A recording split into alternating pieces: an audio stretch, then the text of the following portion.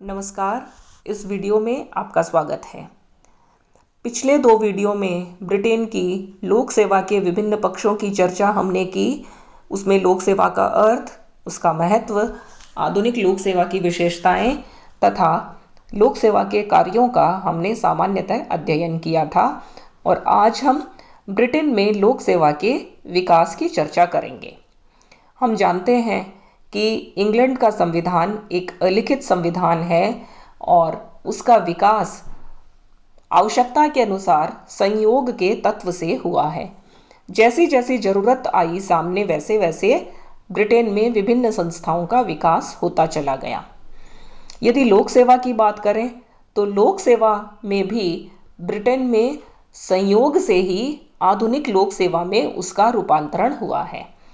यदि 17वीं और 18वीं शताब्दी तक भी और 19वीं शताब्दी के प्रारंभिक समय तक भी यदि हम चर्चा करें तो ब्रिटेन में लोक सेवा आज की तरह की कुशल और व्यावसायिक लोक सेवा नहीं थी, वरन वहाँ पर जो सरकार का जो स्वरूप था वो राजतंत्रात्मक स्वरूप था और राजा के द्वारा बनाए गए कानूनों को लागू करने के लिए और राजा के शासन को संचालित करने के लिए सामान्यतः राजा के और राजघराने के जो विश्वासपात्र लोग हैं उन्हीं को ही नौकरियां दे दी जाती थी। इस प्रकार का यह जो लाभ या अनुग्रह था, यह तत्कालीन लोक सेवा की एक सामान्य विशेषता थी।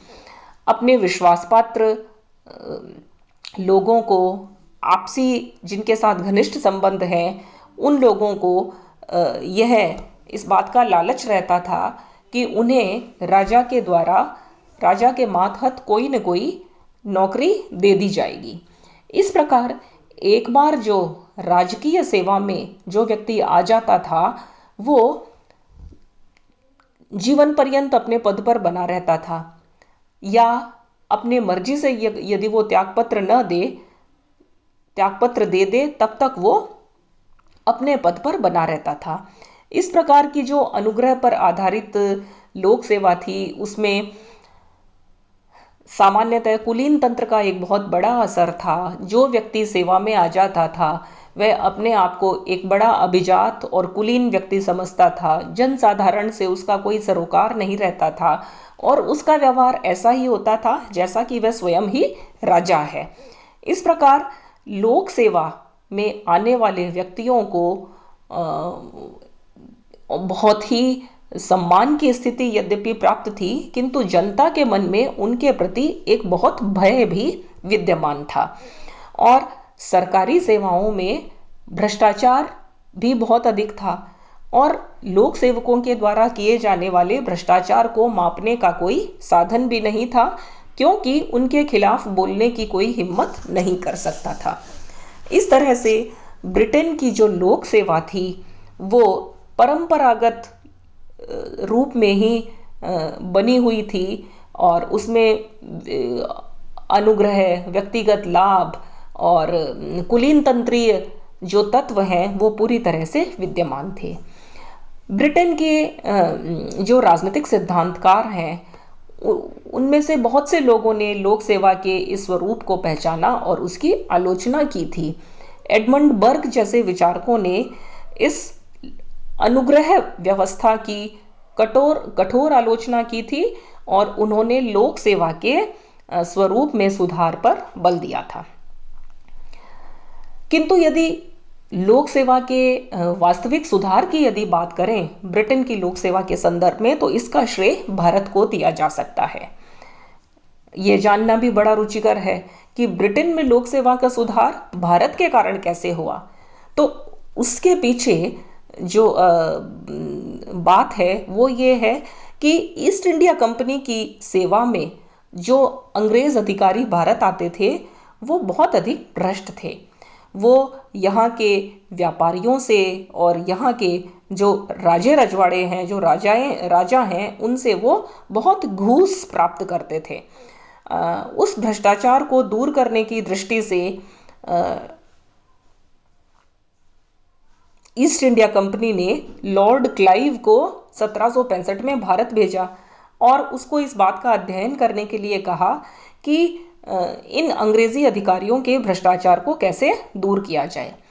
लॉर्ड क्लाइव ने अपना अध्ययन करके यह कहा कि इस भ्रष्टाचार को दूर करने के लिए एक अनुबंधित लोक सेवा प्रारंभ की जानी चाहिए, जिसका अर्थ यह है कि उन अधिकारियों से जो ईस्ट इंडिया कंपनी की सेवा में भारत आए हैं, उनसे इस प्रकार का पहले ही समझौता कर लिया जाए कि वे वहाँ के राजाओं से और वहाँ के व्यापारियों से, भारत के व्यापारियों से किसी भी प्रकार का रिश्वत या भ्रष्टाचार में कुछ भी प्राप्त नहीं करेंगे। किंतु इस व्यवस्था में भी जो ईस्ट इंडिया कंपनी के लिए यह खुला था कि वो अपनी पसंद के व्यक्तियों को भारत भेज सकती है। इस प्रकार भ्रष्टाचार पर पूरी तरह से अंकुश नहीं लग पाया। 1833 का जो चार्टर एक्ट बना, जो ब्रिटिश संसद ने भारत के लिए बनाया था, उसमें ये व्यवस्था की गई कि अब कंपनी के कर्मचारियों को बोर्ड के सदस्य व्यक्तिगत रूप से भर्ती नहीं करेंगे, वरन उनके लिए खुली भर्ती प्रतियोगिता प्रारंभ कर दी जाए। खुली भर्ती प्रतियोगिता में जितने रिक्त हैं, उन रिक्त पदों का 4 गुना अधिक लोगों से आवेदन स्वीकार किए जाएं और उनमें जो भी योग्य है उस योग्य व्यक्ति को उसके लिए भर्ती कर ली जाए। इस प्रकार से भारत में ब्रिटेन से पहले खुली भर्ती प्रतियोगिता के युग का सूत्रपात हो गया और इंग्लैंड में अभी भी अनुग्रह पर आधारित प्रणाली प्रचलित थी। राजा अपनी इच्छा से किसी भी कृपा पात्र को नौकरी का एक अधिकार पत्र दे देता था और वह अधिकार पत्र प्राप्त करने के बाद वह नौकरी उस व्यक्ति की निजी संपत्ति जैसे बन जाती थी और वह अपनी इच्छानुसार अपनी इस नौकरी को किसी को भी बेच सकता था। इस प्रकार के गंभीर दोषों से युक्त व्यवस्था को दूर करने के लिए ब्रिटेन में सबसे पहले 1848 में सर चार्ल्स ट्रेवेलियन ने ब्रिटेन का ध्यान आकर्षित किया। चार्ल्स ट्रेवेलियन ने नॉर्थकोट और मेकाले के साथ मिलकर के the organisation of permanent civil service या स्थायी सिविल सेवा के संगठन संबंधी एक प्रतिवेदन प्रस्तुत किया। वास्तव में प्रथम बार 1848 में ही इस ट्रेवेलियन नॉर्थकोट रिपोर्ट में सिविल सेवा या लोक सेवा शब्द का पहली बार प्रयोग किया गया था। इस ट्रेवेलियन नॉर्थकोट प्रतिवेदन में यह सिफारिश की गई कि अब ब्रिटेन में सभी कर्मचारियों को खुली भर्ती प्रतियोगिता से ही सेवा में लिया जाए। इन कर्मचारियों के सेवा में आने की एक निश्चित न्यूनतम आयु होनी चाहिए और उससे कम उम्र के व्यक्तियों को इस सेवा में नहीं लेना चाहिए। इसी प्रकार से सिविल सेवा परीक्षाएं आयोजित करने के लिए अलग से एक लोक सेवा आयोग या सिविल सर्विस कमीशन नामक एक स्वतंत्र संस्था की स्थापना की जाए और उम्मीदवारों के तकनीकी ज्ञान को जांचने के बजाय उनके बौद्धिक सामान्य ज्ञान का जांच किया जाए तथा लोक सेवा की बिखरी हुई प्रवृत्तियों को दूर करके संपूर्ण लोक सेवा में एकता के तत्वों को प्राप्त करने का श्रीगणेश किया जाए। जो नियुक्तियां हैं वो लोगों में समान योग्यता के आधार पर की जाएं और उन लोगों में पदोन्नति के भी समान अवसर सभी को मिलने चाहिए। इस प्रकार से एक बहुत हद तक निष्पक्ष और व्यावसायिक लोक सेवा की स्थापना के जो सुझाव हैं वो 1848 में ट्रेवेलियन नॉर्थकोट समिति ने दिए, जिनका कि ब्रिटेन में व्यापक तौर पर स्वागत किया गया और इन्हीं के प्रस्तावों के आधार पर 1855 में वहाँ पर स्वतंत्र एक लोक सेवा आयोग की स्थापना कर दी गई, जिसका काम था लोक सेवा में आने वाले प्रत्याशियों के लिए परीक्षाएं आयोजित करना और उनकी भर्ती करना। 1914 से 18 के प्रथम विश्व युद्ध के दौरान, जो कि यूरोप में ही लड़ा गया था, उस समय ब्रिटेन की लोक सेवा में बहुत अधिक कार्यभार आ गया और लोक सेवा उस कार्यभार के अनुसार पूरी तरह से योग्य और सक्षम नहीं थी।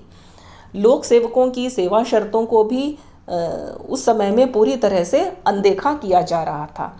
इस तरह से जॉन एफ विटले नामक एक अधिकारी की अध्यक्षता में वहाँ पर विटले परिषद का गठन किया गया, जो कि यह जांच सके कि लोक सेवकों को किस प्रकार का असंतोष है और उस असंतोष को दूर करने के लिए सरकार क्या कर सकती है। विटले की अध्यक्षता में ये जो समिति बनी थी, इसी के आधार पर बाद में 1919 में राष्ट्रीय विटले परिषद की स्थापना की गई, जिसको पुनर्गठन समिति के नाम से भी जाना जाता है। ये जो राष्ट्रीय विटले परिषदें उस समय बनी और आज भी ये ब्रिटेन में 3 स्तरों पर ये परिषदें काम कर रही हैं।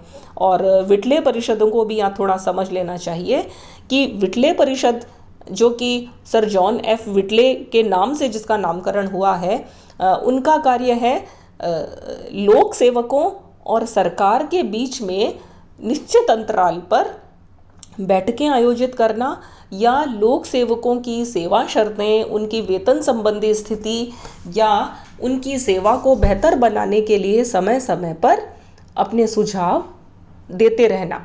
क्योंकि यह माना गया था कि जिस प्रकार से ट्रेड यूनियन में, जो किसी औद्योगिक इकाई में मजदूरों को यदि किसी प्रकार का असंतोष है तो वे हड़ताल कर सकते हैं, किंतु लोक सेवकों को हड़ताल करने का अधिकार नहीं था। अब यदि वो हड़ताल नहीं करेंगे तो वो सरकार से अपनी स्थिति को सुधारने के लिए मांग कैसे करेंगे। उसी एक कमी को पूरा करने के लिए ही राष्ट्रीय विटले परिषद का गठन कर दिया गया प्रथम महायुद्ध के बाद, और जो आज तक भी बहुत अच्छी तरह से काम कर रही हैं और वो कर्मचारियों के जो सेवा की दशाएं हैं उनको निरंतर सुधारने का काम करती हैं। द्वितीय महायुद्ध ने भी लोक सेवकों के सामने बहुत सारी नई चुनौतियां और उलझनें पैदा करी और द्वितीय महायुद्ध के तुरंत बाद लोक सेवा की संरचना में परिवर्तन किए गए। विटले जो परिषद थी, उस विटले परिषद की ये राय यह थी, जो 1919 में बनी थी, कि लोक सेवाओं को 4 वर्गों में उनका विभाजन कर दिया जाना चाहिए और उसको मान करके लोक सेवाओं का 4 वर्गों में विभाजन भी कर दिया गया, जिसमें प्रथम वर्ग जो है वो प्रबंधकीय वर्ग था और दूसरा और तीसरा जो वर्ग था वो लिपिकीय वर्ग था। इस प्रकार से पुनर्गठन कर दिया गया। सर्वाधिक महत्वपूर्ण समिति जो सर चार्ल्स ट्रेवेलियन और नॉर्थकोट के बाद में बनी और उसके पश्चात जो विटले परिषद बनी, उसके पश्चात जो सर्वाधिक महत्वपूर्ण समिति है जो लोक सेवा के विकास की दृष्टि से जिसका नाम आता है, वो है फुलटन समिति। 1966 में सेसेक्स विश्वविद्यालय के उपकुलपति लॉर्ड फुलटन की अध्यक्षता में इस समिति को नियुक्त किया गया और इसने देश की लोक सेवा की संरचना, उसकी भर्ती, उसका प्रबंध और उसके प्रशिक्षण का संपूर्ण दायित्व इसको सौंपा गया। उसने 1968 में अपना प्रतिवेदन प्रस्तुत किया, जिसके सुझाव यह थे कि अब सिविल सर्विस एक देश में एक बहुत बड़ी सेवा बन चुकी है, लाखों कर्मचारी इसके सदस्य हैं, इसलिए क्यों न सिविल सर्विस विभाग की एक स्वतंत्र विभाग की रचना कर दी। जिस प्रकार से गृह विभाग होता है, शिक्षा विभाग होता है, उसी प्रकार से एक सिविल सर्विस विभाग बना दिया जाना चाहिए।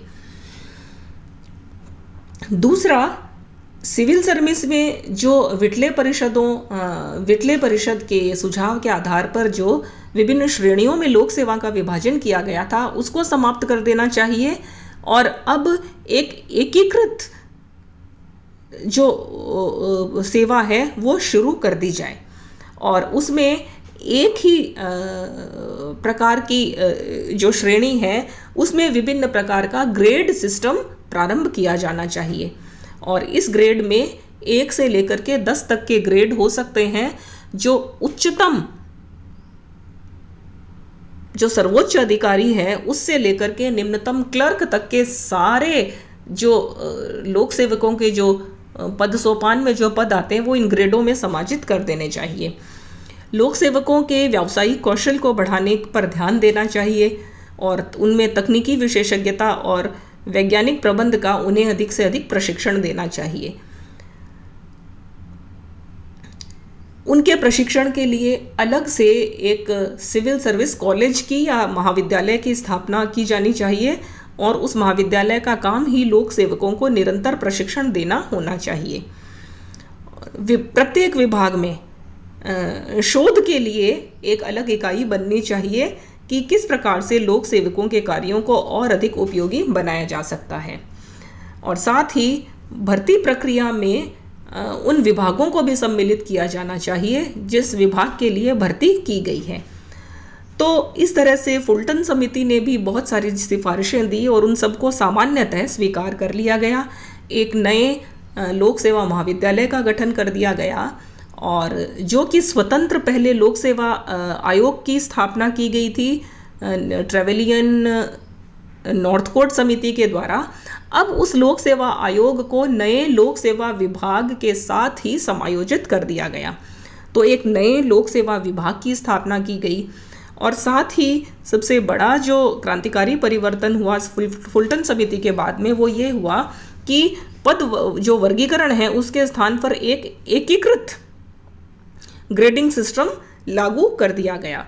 और इसके जो 10 प्रकार के ग्रेड हैं जिनमें सीनियर पॉलिसी ऑफिसर से लेकर के और न्यूनतम स्तर पर क्लरिकल असिस्टेंट के पद सम्मिलित हैं। इस तरह से हम देख सकते हैं कि 18वीं शताब्दी की जो अकार्यकुशल अनुग्रह पर आधारित और कुलीन तंत्रीय ढांचे वाली जो लोक सेवा थी वो धीरे धीरे ब्रिटेन में किस प्रकार से व्यावसायिक योग्य और वैज्ञानिक प्रबंध के सिद्धांतों पर आधारित एक कुशल लोक सेवा में परिणत हो गई। इसका जो श्रेय है वो मुख्यतः ब्रिटेन की विभिन्न समितियों को जाता है जिनमें ट्रेवेलियन नॉर्थकोट समिति, विटले काउंसिल और फुलटन आयोग को मुख्यतः फुलटन समिति को इसका मुख्य श्रेय दिया जाना चाहिए। धन्यवाद।